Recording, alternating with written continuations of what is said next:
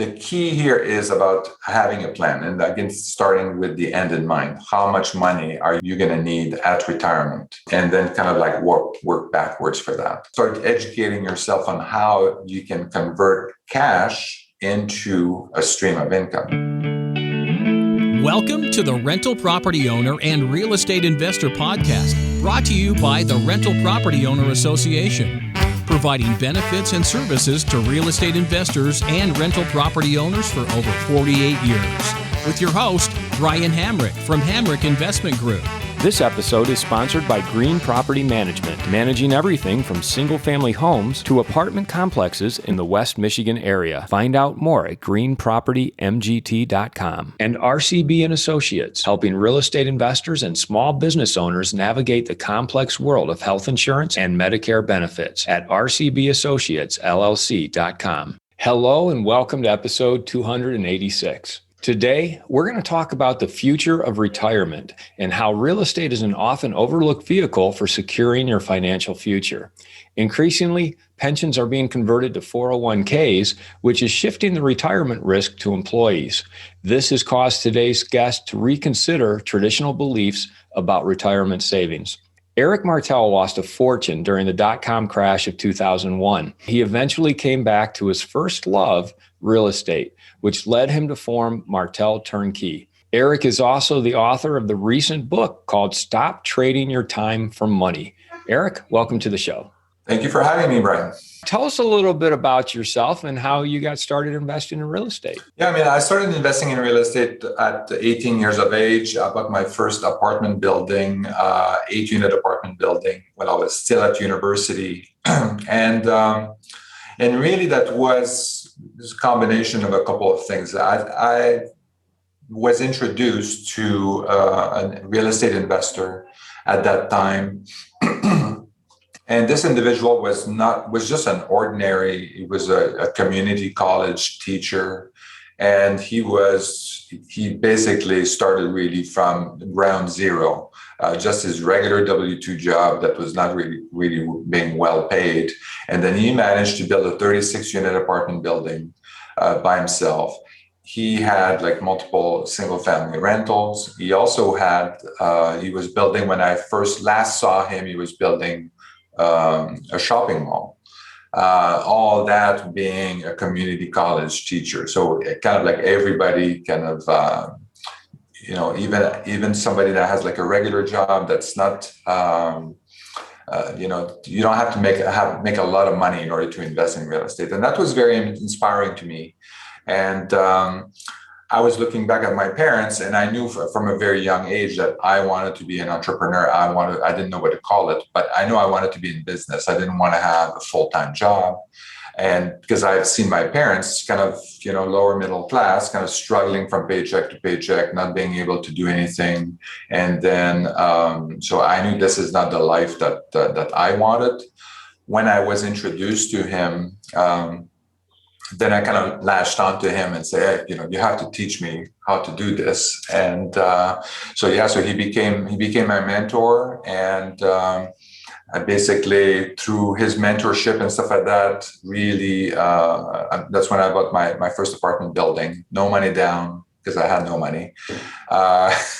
So seller financing on the back end, and then a first mortgage.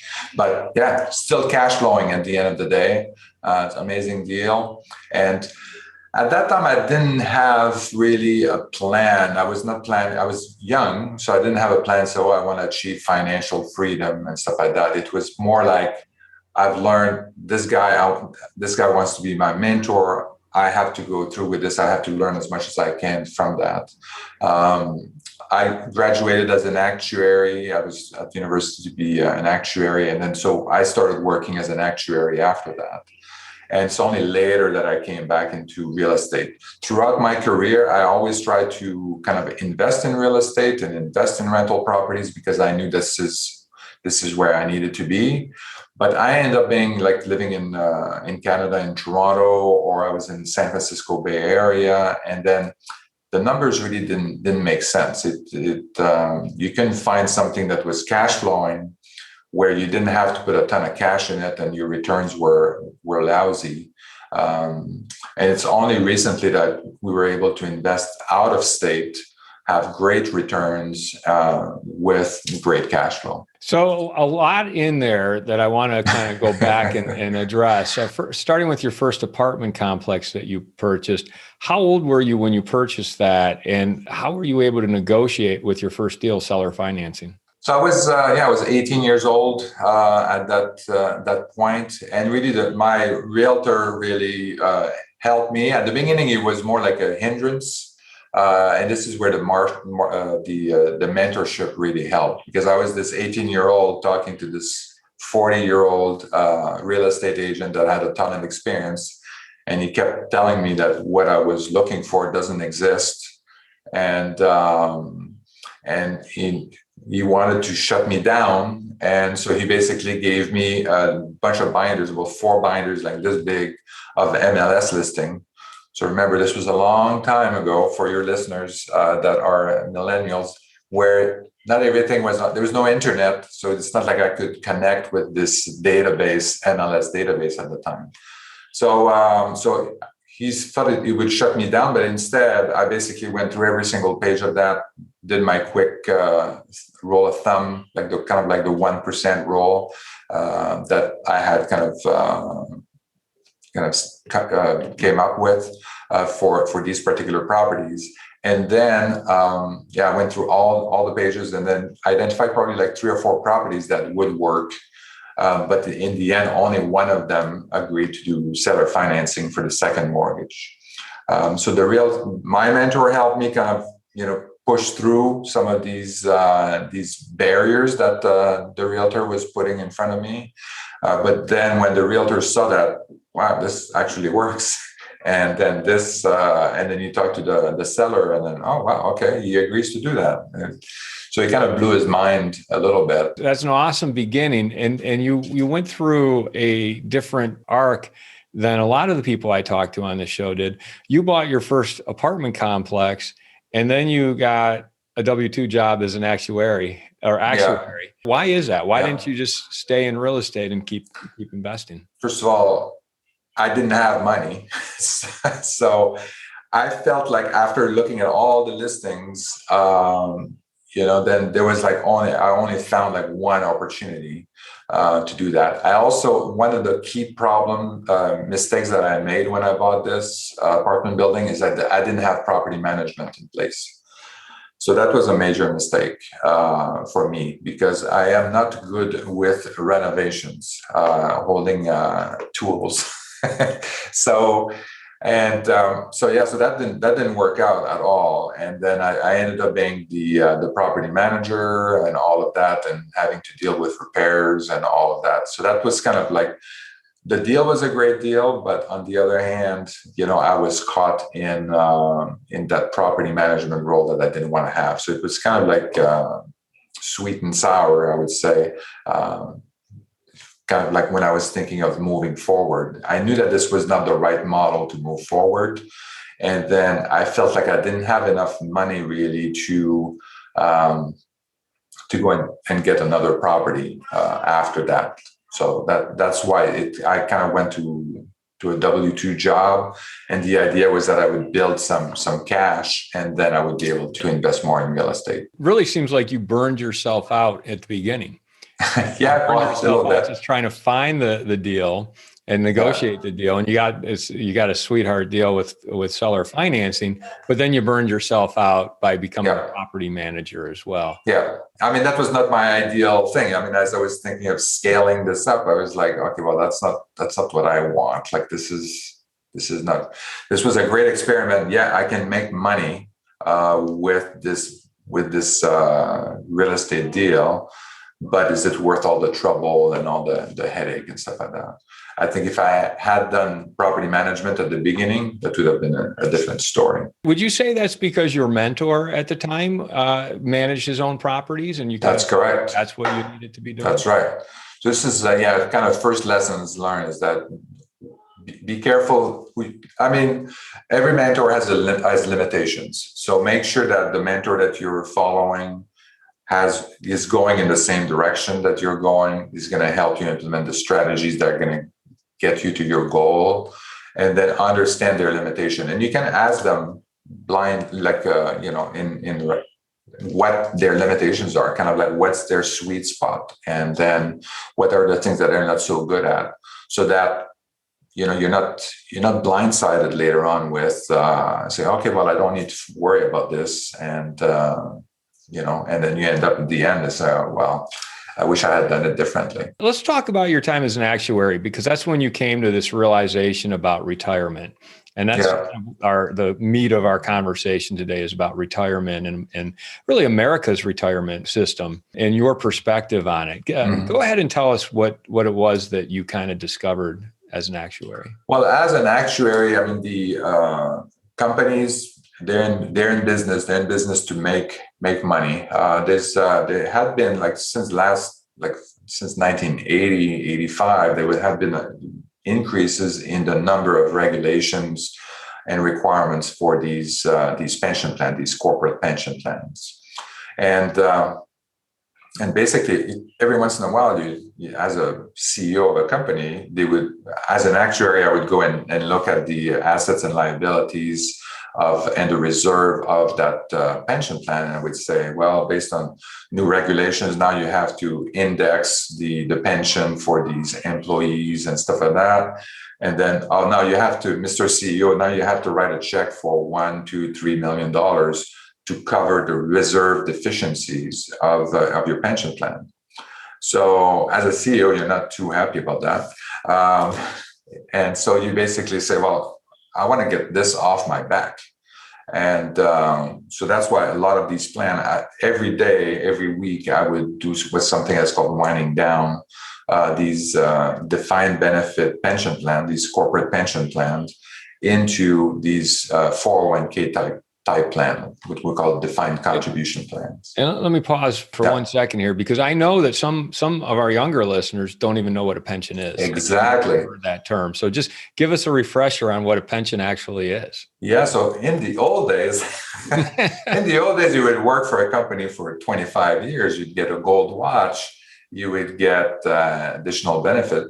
But also, as you get started, you put some contributions to a pension plan, a corporate pension plan, and the pension plan would stipulate that you're going to get a certain percentage of your final salary. I'm simplifying a little bit, but it's based on the percentage of the final salary, and then also based on the numbers of the years of service that you had with the company.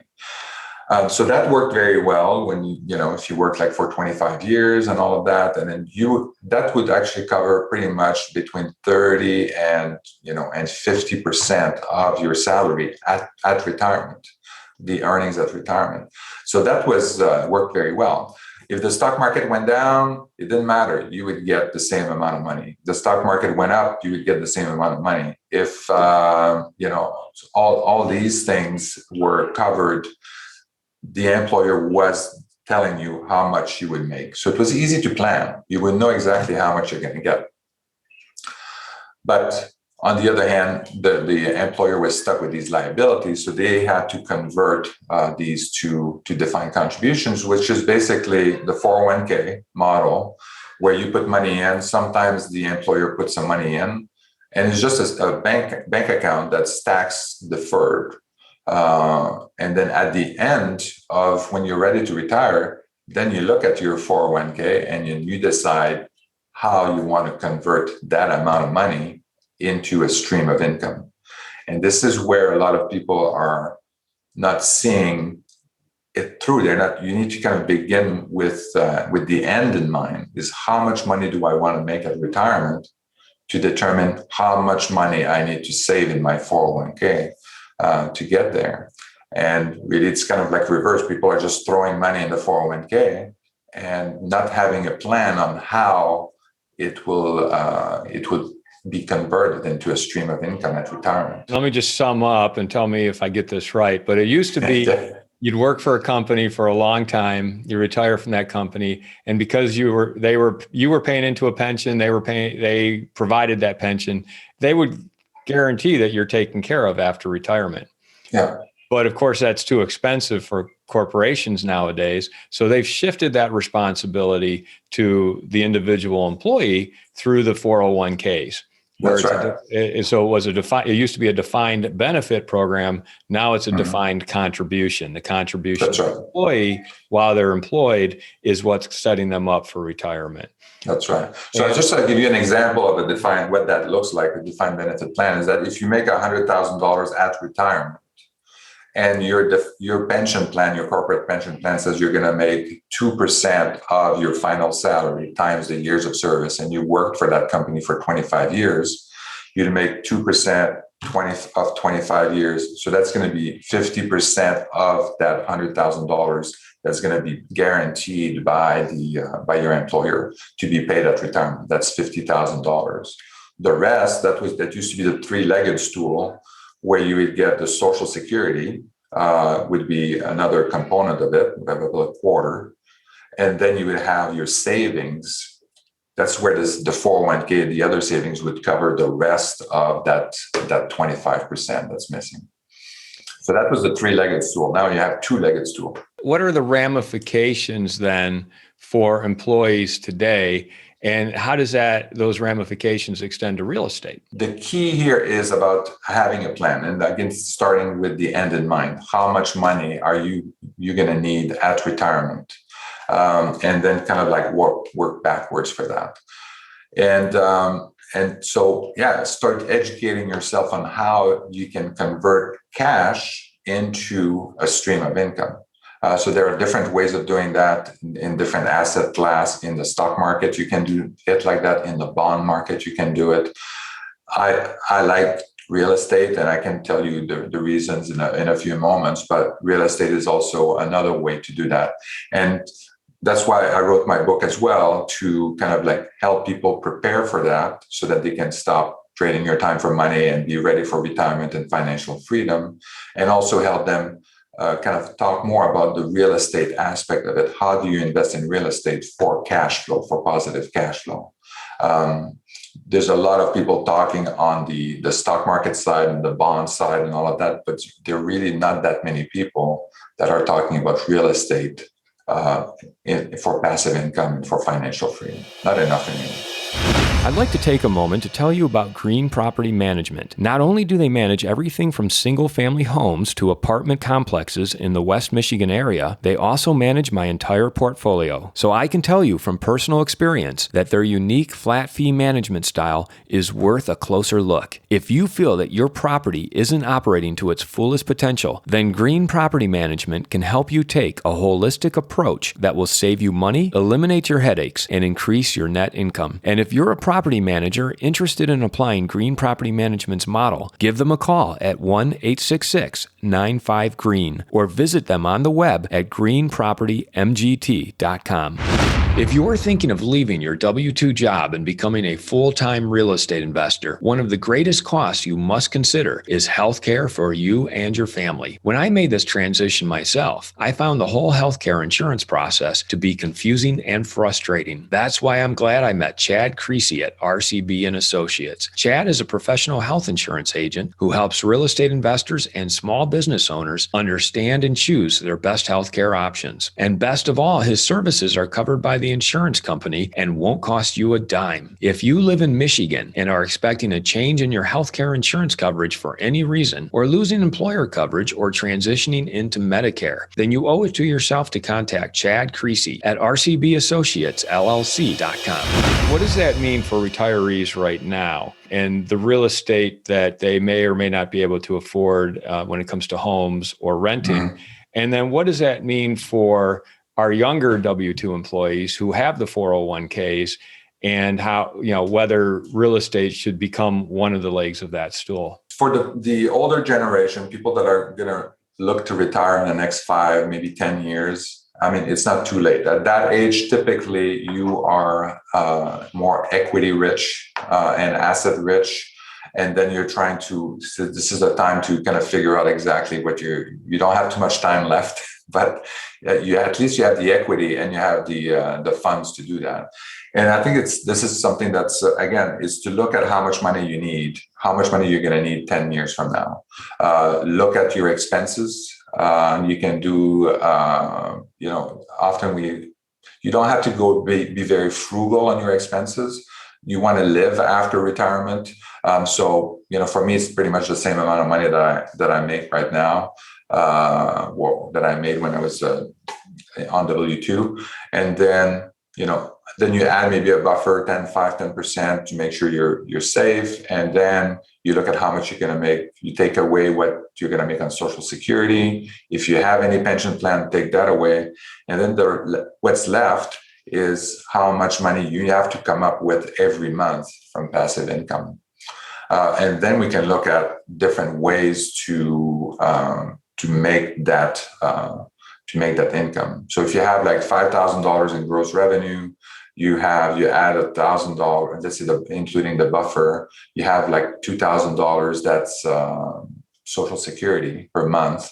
So you're left with that $3,000 of gap that you have to fill in. That's if your living expenses are $5,000. That's right. Yeah. You're getting $2,000 in Social Security. You've got $3,000 to fill in. That's right. So that's a little bit of a better goal, I think, than, you have to save in retirement in your 401k. You have to save 200,000 or 500,000 or $1 million, or, you don't know what. That's why you have to start with the end in mind and already start to figure out how you're going to convert that into that cash and equity in a stream of income. You're looking at it from a monthly income standpoint, as opposed to how much do you have to cover you for the rest of your life. That's right. Which, depending on what return you get on that money, could last you longer than the rest of your life, or it could be depleted in 10 years. Yeah, exactly. Depending on some of the strategies that are out there, there's some that are very well documented, like the 4% asset withdrawal, where you basically invest in the stock market. Typically, the stock market, the average return is like 7% the last 50 years. So this is pretty conservative. And so 7%, but the first year you take 4% of your assets, of your stock market portfolio, and then that's your amount of money that you're going to make. And then the following years, you just adjust with that amount with inflation. So if you have 4% and you need to make $3,000 a month, well, you have to do the math, but that would be $36,000 a year. Yeah. If you need that $3,000 a month in income, that's $36,000 a year that you have to bring in. So you're getting 7% from the stock market, but you need to have 4. So you divide by 0.04, and that would give you how much money you need to have in. Gotcha, because you're going to withdraw 4% of that nest. Exactly. If you need $36,000 a year, and you're assuming that you're going to pull out 4% of whatever that stockpile is, how much do you need to have in that stockpile to be able to achieve that? Yeah, so you would need at least $900,000 in that stock market portfolio in order to achieve that, and that's kind of like, there's not too much room for maneuver. So as long as you continue to make that 7% return, you're going to be fine. If there's a market correction, that's going to be a little tighter. But at least $900,000 should get you there. To some people, they're saying, "Wow, $900,000! I barely have $20,000 to pull together." What do you say to those people? You have to find a strategy to get you there. Otherwise, you're in trouble. It's better to know that you're in trouble now. The earlier, the better. Than to kind of like, this is there's nothing you can do about it, or it's too late, and then you have to work at Walmart. The other thing that often what people overlook is that, especially at the later age, is that they're not willing to touch certain assets, certain equity, because for some emotional reason or whatever. I mean, the typical one is your primary residence. I sold my home to double down on real estate investing and stuff like that, and I'm renting a home that's way better than I can afford buying it. It doesn't make sense, but it's true. So you're saving money by living better than you were. Absolutely. The person that owns this house that I'm renting here, they're paying every month like with property taxes, with their mortgage and all of that, they're paying like $13,000 a month. I'm paying less than that for rent, way less. Wow. So Okay. beautiful house, view of the ocean, close to the beach. So just to give you an idea, appreciation. Then I mean, they're not getting positive cash flow. They're getting the appreciation from the home. I'm not sure what the investment criteria are for them, the tax but it's working for me. So that's what matters to me. I mean, if they have a different strategy that works for them, maybe they're looking for some income loss that they can offset, other income that they have. But I know that this works for me, so I'm taking advantage of that. So looking at all the other equities that you have. So you have your 401k, but you also have other equity that that you can leverage, your home and all of that. If you go into a real estate scenario and you invest in single family rentals, which is something that we do every day. So the advantage here is that you can leverage, right? So you can use a mortgage to do that. With $20,000, you can get a house that's $100,000. It's going to get about $900, maybe $1,000 in rent, and then you're going to be able to get a positive cash flow at the end of the month. He's going to pay the property management. You don't want to be the property manager. He's going to pay all the expenses. It's going to pay for the mortgage. And then you're going to be left with about $300 a month in net cash flow. So that's pretty easy to calculate. If we go back to our example where we had a gap of $3,000, so you need 10 houses, single family rentals, to cover your $3,000 gap, right? You can throw in a couple extra for vacancies and stuff like that. But so let's say 12 houses. 12 houses times $20,000 is $240,000. That's what you need in order to bridge that gap. So if you can get $240,000, you can use that as a 25% down payment or 20% down payment on 10 single family homes that will each roughly cash flow you $300 a month.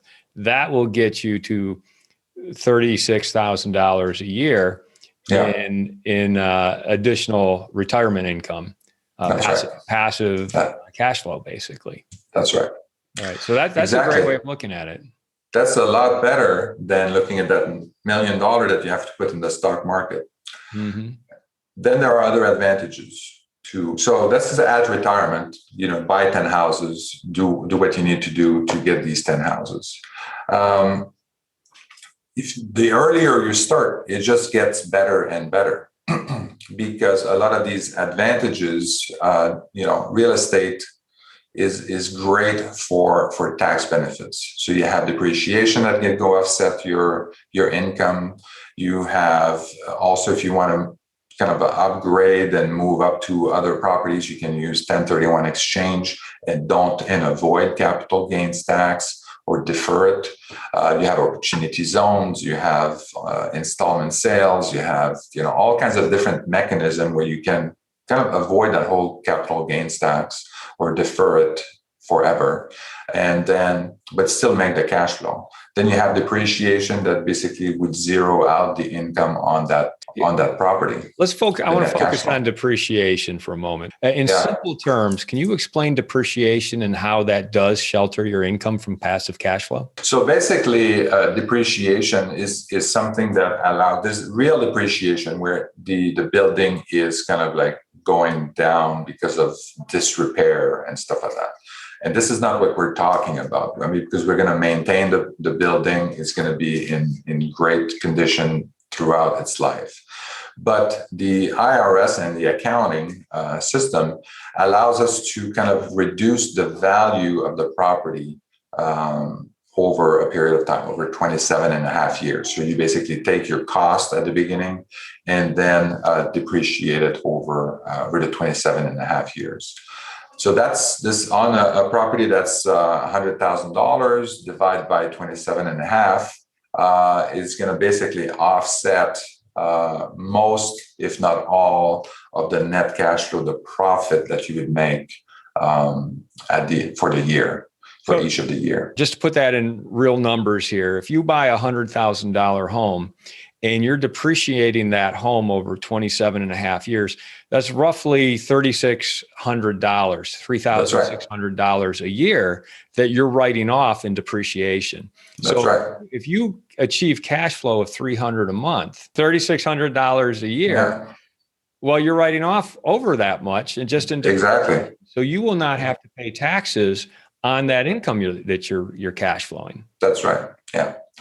On the 4% asset withdrawal method, that you have your money in the stock market, you're going to have to pay fees to sell out of that.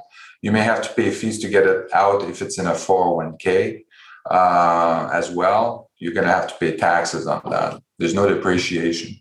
So that's something to consider as well. Between just the depreciation and your ability to use leverage to buy $100,000 homes with $20,000, $25,000 down, that's to me what makes investing in real estate very, very powerful. Yeah, absolutely. Absolutely. Leverage. I mean, if you were to create an investment, let's say you start with a blank slate and you say, I want to create the perfect investment. You would come up with something that said, well, I want to put a little bit of money and have a big asset that I control.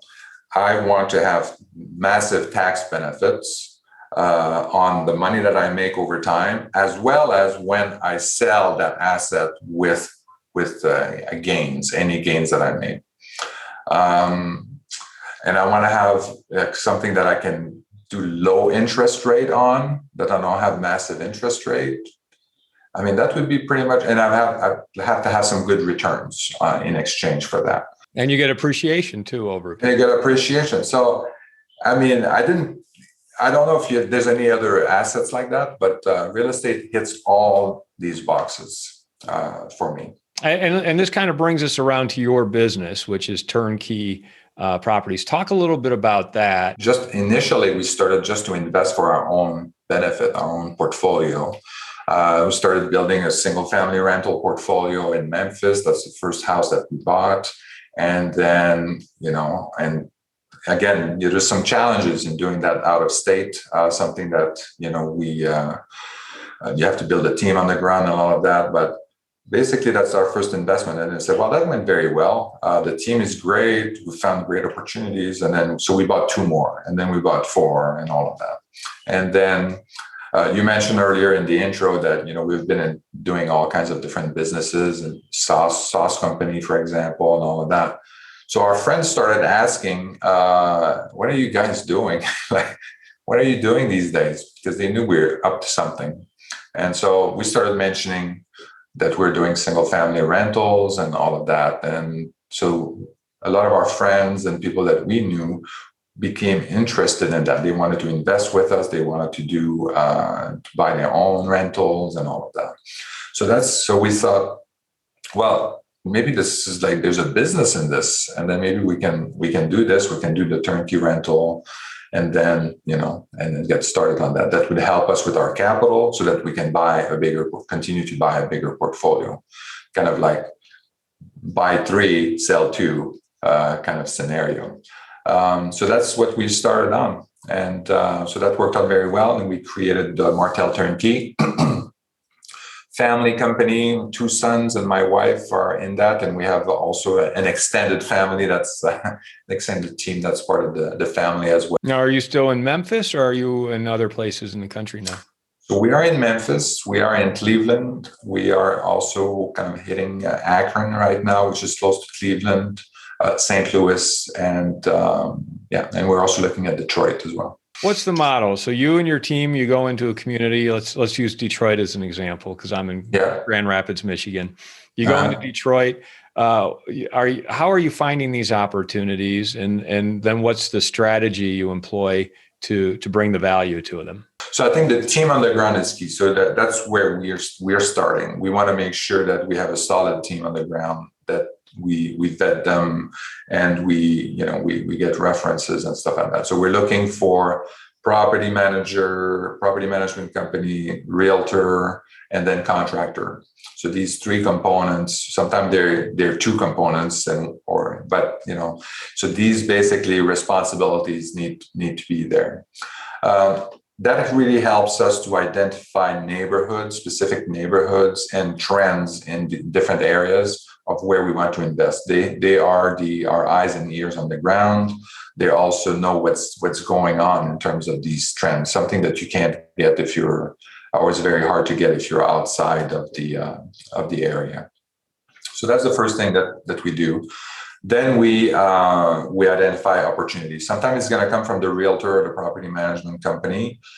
We also have launched last year a wholesaling company called Rocket Offer, where we're using AI to basically identify houses that we can buy, and then we have a whole automated system to contact owners and all of that, and make offers. And then so that helps us kind of put a lot of power and a lot of power to get the deals that we want in that area. Then we work with the realtor and all of that to get that closed off, and then we start the process. So we start with one house. So right now we're doing one house in Detroit. We're just finishing one house in St. Louis right now. So we're testing another team in there.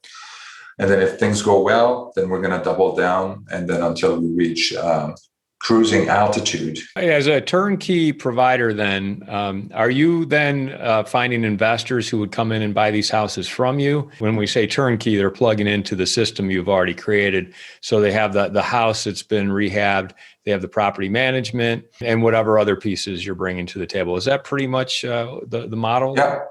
One of our key differentiator when we compare to other turnkey provider is that, first of all, we like the fact that the property management company is not us. So it's a third-party property management company. So that kind of gives a little bit of a arm's length relationship. So we like that. The other thing too is that, we renovate the property, but we're also going to rent it out before we close the deal. So which is something that's a little bit unique. Not many turnkey providers do that. So when you buy the property, it's going to be real turnkey. It's going to be cash flowing from day one because you have a tenant in place. First of all, it helps you. Even though we're selling a house, we're really selling a financial product. We're selling a stream of income. So if you don't know for sure that you're going to get a tenant at $950 a month, then it's kind of defeats the purpose, right? So that's why we sell these houses at $950. So everything is confirmed, the rent is confirmed, and you're cash flowing from day one. The other thing that we do that's a little bit different is at the appraisal, when the bank is requesting an appraisal, so we're going to match the appraisal value. So if we sold you the property at a higher price than the appraisal value, then we're going to reduce it to the appraisal value. And again, because we're selling a financial product, you're looking for cash flow, but you're also looking for good returns. So if the property value is not what it's supposed to be, then your return is going to be affected. You're saying that even if the sales price that you're selling it to the end buyer is higher, you'll reduce it to the appraised price. Yeah, because what other turnkey providers do is that they say, well, you need as an investor, you need to come up with more cash. Mm-hmm. But if I have to come up with more cash, then my cash on cash return is different than what I bought in. So that's why we just reduce the price so that you. The two risks that come to mind, because I've invested in turnkey early on in my investing. The two risks are tenants, and ability of tenants, and the quality of the tenants that you get, and then just the maintenance and the repairs on the home with the quality of the home. Because I've had to replace polypropylene pipes throughout one of my houses. And that cost me $5,000 or $6,000 of unanticipated money. So how do you account for those risks, that both the tenants and the quality of the home? So what we recommend is for the investors that are buying our homes is to keep a reserve of about 5% for vacancies and about 5% for maintenance and repairs. So, basically 10% of their gross rent. They don't necessarily have to spend it. You just keep it as a reserve so that if they need that money later on, at least they have it, and it's not it's not too much of a surprise. The tenants that when you buy the property, the tenant is a new tenant, so it was recently vetted, and the credit score was checked, and employment was checked, and all these things.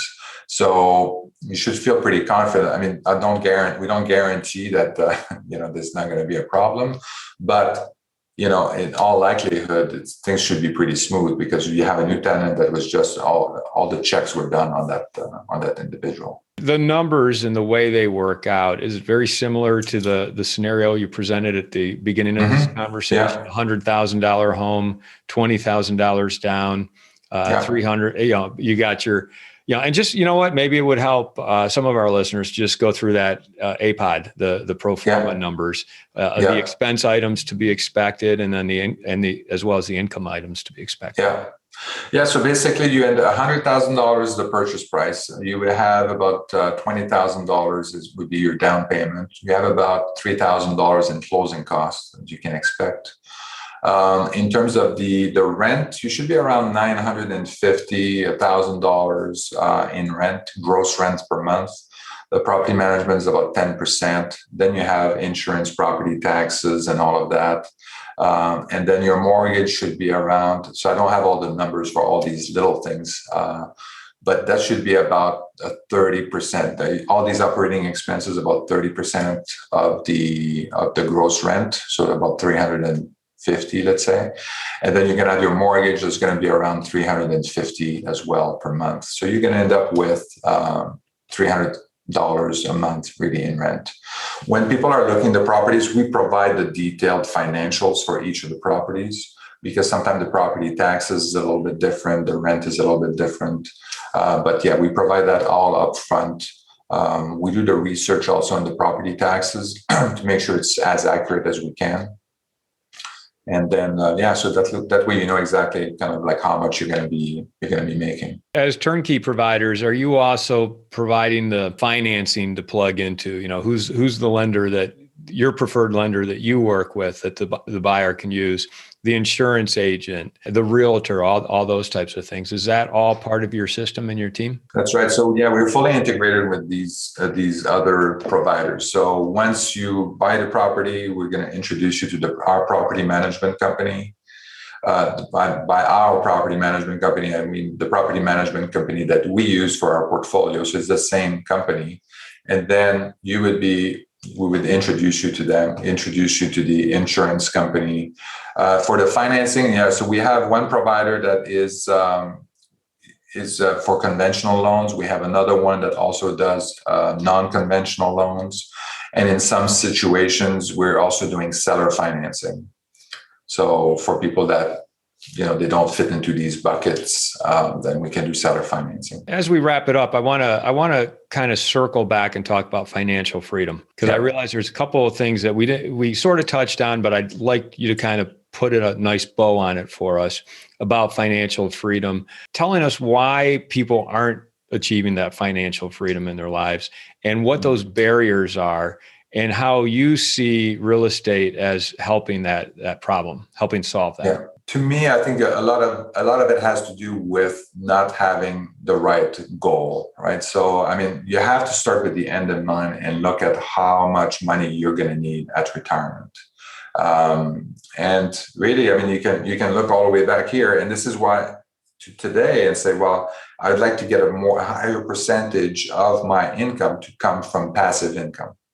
So that's what you have to do. And then people are kind of misled by different advertising about saving in your 401k and doing this and doing that and not focusing on what's really important. So that's my recommendation, and that's why I recommend going through that worksheet that we kind of talked about, which is kind of like how much money, what's my expenses, how much I'm going to get at retirement, so that I know how much gap I have to fill over time, and then start as early as possible and look for you look for passive income because you know that you're not going to be able to work at that point. This is why you need to figure out a way to use passive income and figure out how that equity or that cash in the future or today is going to be converted into passive income. Real estate, as we talked about, is a great way. If you start early, it's a great way to do it. Later on, it works as well because you have a lot of equity typically at older age. But this is a great way to get started very, very young on the right path. And then you kind of add one house every year or every other year. And, by the time you're 30, you're done. How would people get a hold of you or find out more about you? So the best way to reach out to me is on Instagram. So it'd be E_Martel. You can also reach out to me on Facebook at eric.martel.ca. I also have a website called marteleric.com where you can see all my information, all the other platforms, and my YouTube channel as well. And let's plug your book one more time. Go ahead. Yeah, my book is Stop Trading Your Time for Money, right? Which is a good guide. It's really a guide for helping you achieve financial freedom and also multi-generational wealth. Well, Eric, I appreciate you coming on the show to talk about retirement and just that shift in going from pensions, which some of us remember, to the 401ks, which is probably what most of us are accustomed to now, and how that's really shifted the onus of retirement planning on the individual, whereas the company used to take care of you. Real estate, you've done a great job explaining how real estate can really help build up that retirement savings and that retirement income. And I appreciate the steps and the thought process you've taken us through today to help us kind of figure out, well, what are the numbers? Because having the goal and the numbers in mind really make a big difference. And I appreciate you taking us through that process. It's been a pleasure talking with you. Pleasure talking to you as well. I want to thank everybody for listening to this episode. I'm your host, Brian Hamrick from Hamrick Investment Group, and you can find out more about me by going to higinvestor.com. That's higinvestor.com. And you can also ask questions and join us on Facebook by going to RPOA, Rental Property Owner and Real Estate Investor Podcast. This episode was sponsored by Green Property Management, managing everything from single-family homes to apartment complexes in the West Michigan area. Find out more at greenpropertymgt.com. And RCB and Associates, helping real estate investors and small business owners navigate the complex world of health insurance and Medicare benefits at rcbassociatesllc.com. You've been listening to the Rental Property Owner and Real Estate Investor Podcast, brought to you by the Rental Property Owner Association. You can find out more at rpoaonline.org. If you enjoyed this podcast, please go to iTunes to subscribe, rate, and review.